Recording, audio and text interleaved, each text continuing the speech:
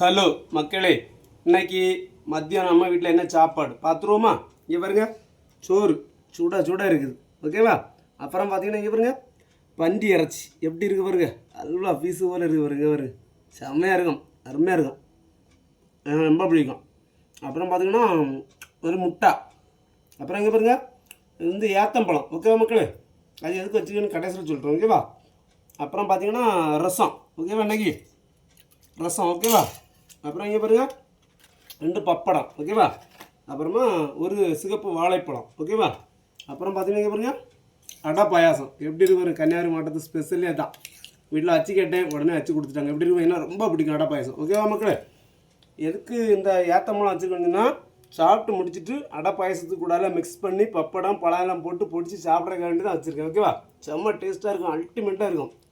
நீங்களும் அந்த மாதிரி ட்ரை பண்ணி பாருங்கள், ஓகே மக்களே? வீட்டில் சமைச்சு சாப்பிடுங்க, ஓகேவா? ஹெல்த்தான ஃபுட்டாக சாப்பிடுங்க, ஓகேவா? பிடிச்சா லைக் பண்ணுங்கள், சப்போர்ட் பண்ணுங்கள், சப்ஸ்கிரைப் பண்ணுங்கள், ஓகேவா? நீங்களும் சாப்பிடுங்க, சாப்பிட வாங்க, ஓகேவா? பாய்.